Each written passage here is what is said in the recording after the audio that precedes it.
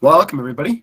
Uh, Thank you for joining our session today. My name is Joel Wilson, and I'm with my colleague, Professor Daniel DeStasio. We're going to discuss the idea of nature and nurture, not the psychological debate, but how to use some of these concepts when we're approaching the idea of professional development. So why is this important first? Well, as you well know, the pandemic has obviously drastically increased the number of people who are taking online classes. So as this figure from Inside Higher Ed shows, almost double in 2020 were individuals taking online classes. So kind of this exponential growth, right? This is something that is not new. This has been trending upwards, and the pandemic only added to that trend. And so if we look at the larger numbers, we can see, again, from Inside Higher Ed, just how many students are enrolled exclusively in distance education courses. So we went from 3.4 million to 8.6 million. We also see how the number of students who are taking even just some increased from 3.8 to 5.4. So these massive increases in online education and have really necessitated rethinking what even teaching looks like, right? When the pandemic started, we just had to get something going. We had to transition. There wasn't a lot of thought to like what it should look like. We just needed to transition those classes online. But now that they're online, how can we nurture out maybe some bad nature within our teaching and within the teaching of maybe those that we help as instructional designers or trainers or whatever our roles might be? And it's particularly important when we think about just how many people are going to be continually taking online classes. Again, from Inside Higher Ed, this survey shows the number of students that are going to probably prefer some sort of post-pandemic online experience, right? So taking some of my courses well over 50%, right? Even approaching the 75% mark, the number of students will be taking some measure of online class. And then, of course, what kind of digital resources are available? Upwards to 67% as well.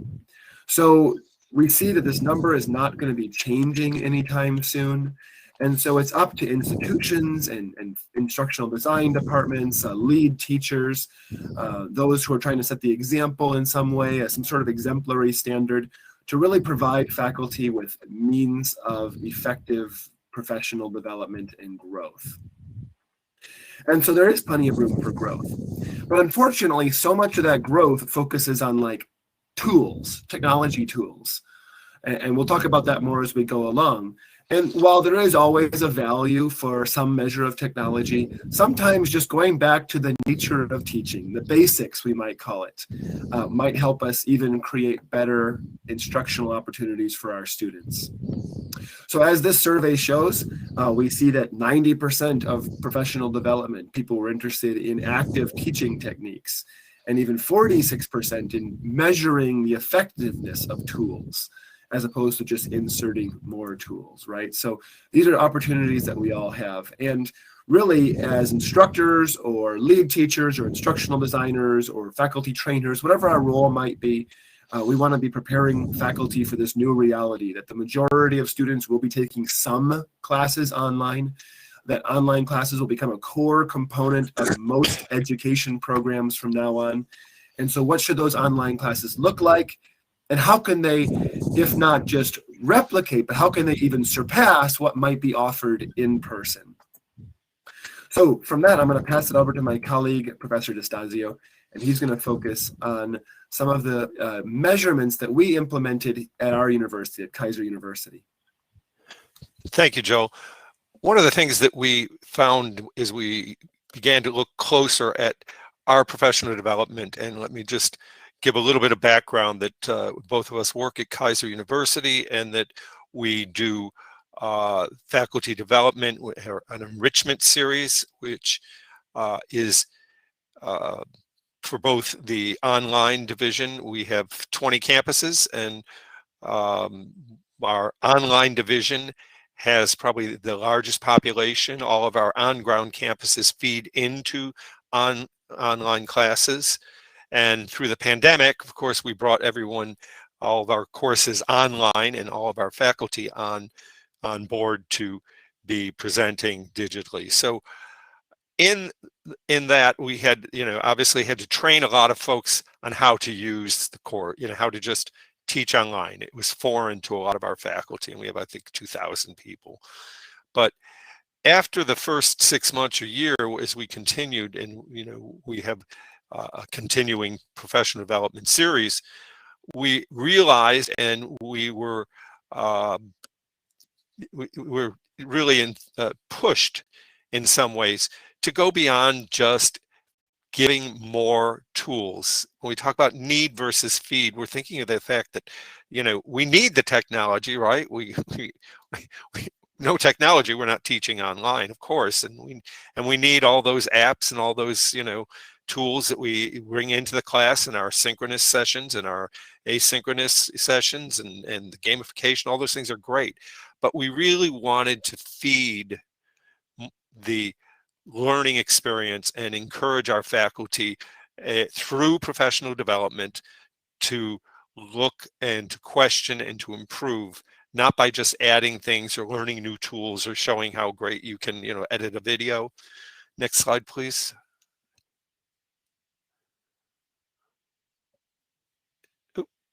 So when we talk about need versus feed, as we were doing this, I thought that just interesting enough, I got an invitation to a professional development for online instructors, and what we can learn, what AI can learn from a 4-year-old. Every session was basically technology based, and again, we're not denigrating technology, but we really felt strongly that we wanted in our professional development sessions to encourage faculty to think in different ways about how to bring some of those basic skills, some of the things that encourage relationships and inspire students, and do so not by relying on what's in the class. Next slide, please. So we wanted to look, at the learning theory and pedagogical shifts, and you teach them that the online environment is more than just what's on your screen. It's what you create, and that your personality, that your teaching methods, that your communication skills, all those things that you bring into the class have a major effect on the success and the effectiveness of student learning. Next slide, please. So what we did is we used our exemplary course program. So probably many of you I see are instructional designers and developers, and so you are probably familiar with ECP, or Quality Matters, and what we did was use those as a model, basically the ECP, to create our own model of assessing or evaluating courses in Kaiser. We wanted to have them more personalized to what we do, but we followed pretty much the standard models. So we developed that to assess and evaluate our courses, and we had 5 areas that we go through in terms of evaluation. And again, many of you may know this, course design and interaction, assessment, learner support. These are the 5 areas that we go into our courses, and our courses are mostly master shells. So, we have thousands of courses, but they're, standardized.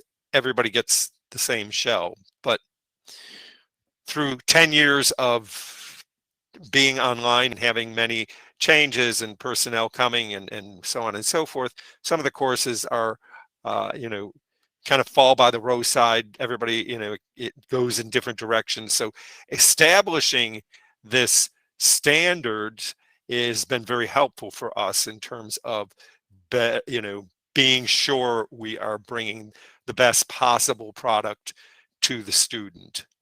But what we did for professional development was we used our evaluation system, our ECP, as a guide to faculty development. Now, a lot of the faculty have no, great knowledge of instructional design. they may be new to online, or they may have been teaching online for some time, but they have kind of tunnel vision. They just do what they do. So we wanted to take each of those areas and create a bridge between what we look for in the course to be exemplary and what the faculty can do to bridge that. And I always like to say that, when we finish instructional design, when we finish a course, that's where it begins. It's not where it ends, right? The course is perfect. Send anybody in and they can teach. No, that's where it begins, and that's what we're encouraging our faculty to do. So you say, well, like course design, how I'm not a designer. How would that affect me as a faculty? Well, we break it down into substandards, into goals and objectives, content, composition, learning engagement, these are the 4 areas below course design. And we go to the next slide, please. We connect them with these 3 objectives, with taking goals and objectives. They're, for the course, on the course level, for the designer, we want to make sure the objectives are clearly written, appropriate, the objectives are measurable, and that they're easily located and in a variety of areas. So that's what we do on the design side. But next slide, please. In the faculty and the professional development side, we try to draw that bridge. So in the design, you should find the goals in the syllabus, in a course overview, in a weekly overview, in assignment descriptions. But the faculty can reinforce them depending on whatever your platform or how much freedom they have in their announcements. If they have live sessions, synchronous sessions, in the discussions, anytime they have anything that they add on in the email, we want to remind them in all communications, when possible, to remind the student, this is why you're doing that. This is the goal and objective. So things like when a student writes and says, what am I supposed to do with this? What do you mean in an outline? Why do I have to do, what is required? And we want them to be aware that not only can they say, well, this is what you have to do, and you're doing this because it's reinforcing organizational skills that are part of the goal of this course, and they will help you if you have a similar project in your, in your work life, right? So make them aware that not just the design is not the end all and be all of making sure goals and objectives are clear. I'm sorry, next slide. So at the heart of it all, as we say, it's the learners are the focus of it. And we do that by not only telling the goals and objectives, but by creating that environment and showing them that what you're asking them to do is relevant. So again, we're trying to remind them, that the objectives should be specific, measurable, attainable, relevant, time-based. Let all of those things be part of what you're bringing to the student, and use the course as a springboard for your ability to make the work, to make the course relevant, to make the course meaningful, to bring your relationship with the student on a more personal level. Next slide, I think it's you, Joe. And some ways we do that is, again, through announcements, add-ons. Everybody likes to drop videos in, but not just a video going over the assignment itself. Bring them into a more personal touch of, this is why we're doing this. Is kind of, the reason for this week's thing, right? I do in my classes, I usually do like a Wednesday I call my midweek reflection, and I just do a talking head and personalize. This is why we're doing this. This is what it's like, and I definitely get a lot of positive feedback from that. But again, we want to show the faculty and inspire them to go beyond just the quick and easy answer. Next slide. Yes, and now Joe will take you through another area of that ECP on the 5 levels that we assess, and show how we bring it into the core into the professional development and make it relevant to the faculty. And just some more of that context, right? This is part of our professional development series. So we had a one on course design. We had an entire one on assessment. This is one portion of the assessment professional development. And again, our goal was not to introduce people to new tools, but to nurture some better habits, right? Especially with the courses that they're already getting. They're already getting these master shells as part of our online system, right? They're given basically a template course, and what can they do with it? How can they make it their own, but also maybe nurture out some of these bad habits? And so some of it comes down to, for instance, refining the directions. And we're going to talk some areas about assessment that we reviewed with our faculty and how this is all based on that Blackboard ECP, on the exemplary course program. Now we're using our program to review online courses, not to review teaching, but to review the shells before they go out. But this professional development was offered to faculty so that they could apply those into their teaching as well as getting more exemplary course shells handed to them too. So the first we discussed was to always make sure that the objectives and the purpose are made clear to the students, right? How often do students say, why are we really doing this, right? What's the purpose of this particular assignment? And if a student is saying that at the end, that's probably a disconnect, right? Here's an example we pulled from Transparency in Learning and Teaching, also known as TILT. If you're familiar with that organization, it's a fantastic movement to make assignments more transparent. I encourage you to check out Transparency in Learning and Teaching. Just a plug for that organization. Here is a non-transparent assignment or an untransparent assignment, right? It just says you're going to be presented with these crimes. You must tell whether the crime is violent, property, organized, and then the students have to click and drag. And for many of us, we'd be like, well, for teaching criminal justice, that's a great assignment. It makes perfect sense. All you do is got to click and drag it. That's all they need to know. But really, do the students understand how they're going to be assessed? Do they understand how many opportunities do they have? Do they understand what they should be reviewing prior to this assessment? Right? They don't. And so making those things more clear or transparent is part of that assessment goal, right? To make sure that students understand things like purpose, skill, knowledge, task, as well as the criteria for success. Now, the directions should be written more clearly when they get the shell as faculty, but even as faculty, they still have the control to clarify directions, maybe make a video to accompany them, to explain them if they're an in-person or a hybrid class. And so being able to be more transparent and really emphasizing that was one goal. So this is, again, tilthighered.com is the website. And really, it's all about helping students understand how and why, not just what to do, right? We also emphasized making the directions more clear. So this was often more for the subject matter experts and the course designers, but it applied to all of our faculty as well, especially those who didn't necessarily get a template shell. So faculty on ground may or may not teach from a template shell, whereas our online faculty always get that same template. But if they're in person, we ask them, what kind of directions do you have? And here's an example, right? So here's the week 2 quiz. And it's just, take this quiz to assess your understanding. It doesn't tell students how many questions it's going to be, what kind of assessment it's going to be, what types of questions or anything like that is not indicated. But then look at the refined directions that came in a revised class once we were working with experts. So here we see that it's much more clear, right? There's 10 questions. It doesn't have a time limit.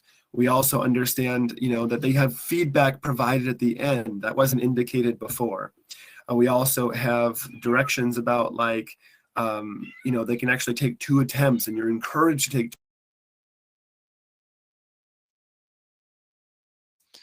Joe, your mic got, Oh, there you go. I was trying, my cat was dancing around my desk and I'm like, oh, get away. Sorry about that. So we also specify things like file formats, right? If you're an instructor, no doubt at some point you got it in a file format that is not correct or you can't open. And so do we even specify to students what file formats they should turn things in? I've had students turn in documents in Apple Pages and I can't open it.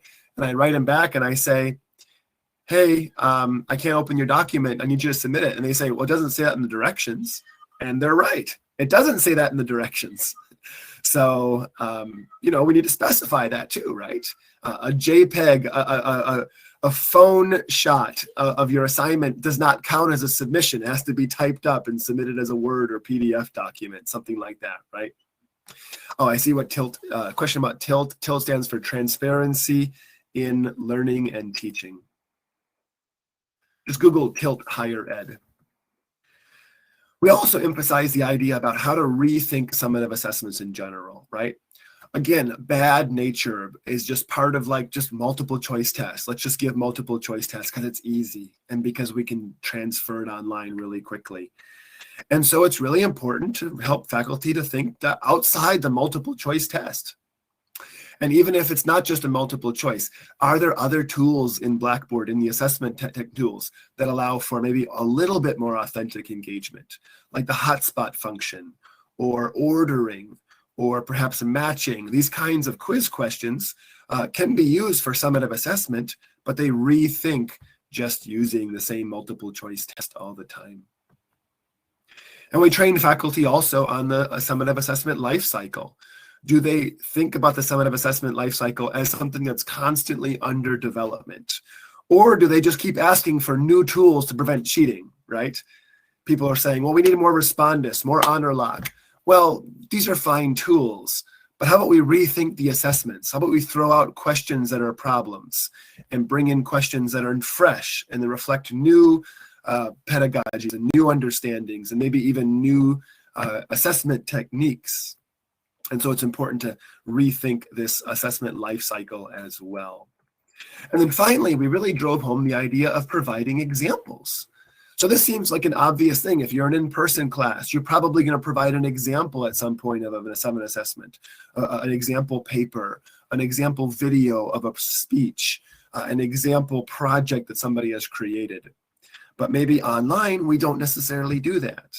And so one thing we're really driving home with our faculty now is to bring in example work. And the example courses that we're building and rolling out have example assignments built in. But that's a process. We have thousands of classes, like Dan said, and our instructional design team is only so big. So faculty can bring in examples themselves, and they can bring in examples that they feel are particularly exemplary. And so here's just a couple examples. These aren't summative assignments. They are formative assignments like journals and discussions, but these all had example assignments brought in, right? And so let's share just a couple of takeaways from this series that we had. And I'll pass things back to Dan as he highlights a couple of the takeaways from our professional development series that was hopefully nurturing better habits in online teaching and in-person teaching. Thank you. And you want to go to the next slide, I think, first, yeah. The one thing that we didn't mention, and I think was also helpful, is by using the ECP, using the course evaluation as a springboard to encourage and to bring new ideas to our faculty.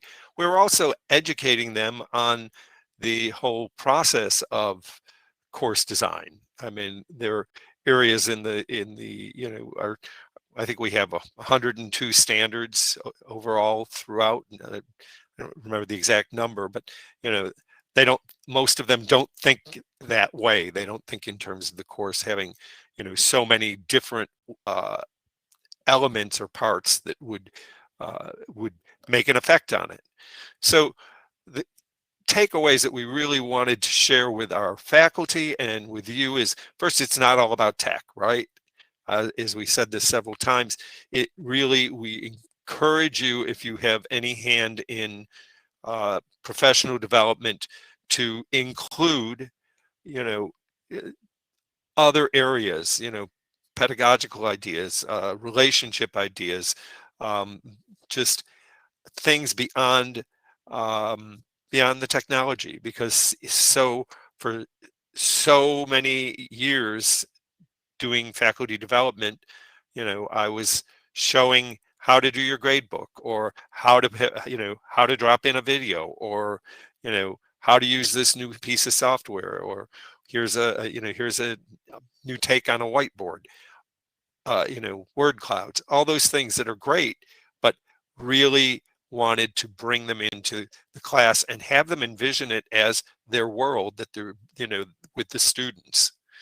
And with professional development, one and done doesn't do it. That if you have the opportunity to share with your faculty, to offer a series where you can build on it, then it is much more successful. The big popular move several years ago, flipping the class, and we did that with our series as well, is to flip and let our faculty also participate and lead. At the end of our last showcase, and we do like a 6-week six series, we do one a month, we did a showcase of best practices and asked faculty to share some of their best practices based on what we did in the previous 5 months, and then they sent in their ideas, and we put together a faculty development series and with the faculty as the stars. And again, we say, it's not the Rod Stewart song, simply the best, but that's kind of the approach that we take as faculty, designers, that we're really trying to do the best we can, make the courses, we're very, very meticulous, looking at everything that we can think of. And, if faculty really, I know we teach, right? Well, I'm a teacher, right? And you just get caught up in the day to day. You get 50 emails, texts, you get grading and this, to remind them to try to focus on improvement, to step out of the narrow vision of just grading and doing the same thing over and over. And, where can you improve? Maybe that, that answer bank for discussions or grading that you've had for 4 years needs to be updated. And finally, again, every time you want to improve your class, just don't look for a new app. Look for a new way. So, next slide. One of the things that we also did was survey our faculty. So we had the same survey each time. So it would take them about a minute or so afterwards. They got a certificate, which they liked, but it also allowed us to get data from the sessions. Here are a couple of the highlights, right? We'd ask them what they thought could be improved, what other sessions they'd like, what kind of series they would like to see. And so as we're not quite at the finish of our KEOCP, our ECP series, we have one more session next week. Next week, right, Dan? We need to work on that. But here's a couple of the highlights that we picked from recently. I like the middle one. My only recommendation is a part 2, right? And so that was on assessment. And so evidently, someone wanted more discussion on assessment, right? Maybe they had not really thought about what summative and formative assessments were. To some of our faculty, those were new terms. And it's understandable, right? They have PhDs in their disciplines, not in education theory.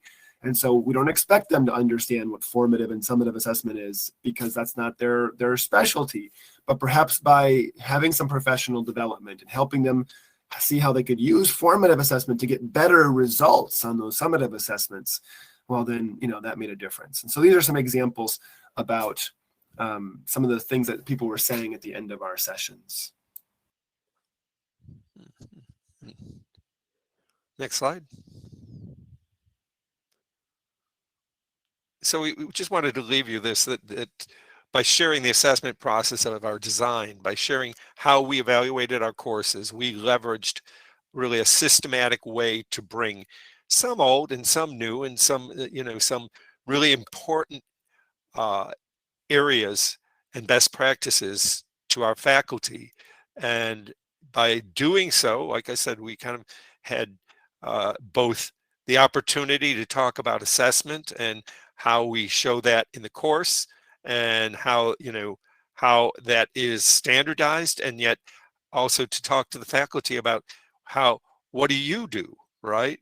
We were able to talk about grading and say, what is your grading process, and and can you think about things differently? I shared that for me, often it is teaching English and papers, that my grading is, I feel like it's a conversation, right? I want to refer to what Igor did in week 1 and in week 2 and say, well, you know, you did this to this. I want to be cognizant of the whole cycle and the environment, the world that that student is in. So with that, we thank you very much. We're at our time, and I don't know if we have time for questions, but we really appreciate everybody joining us, and we hope that it was somewhat meaningful to you, or perhaps brought you some ideas. Thank you very much. Thank you.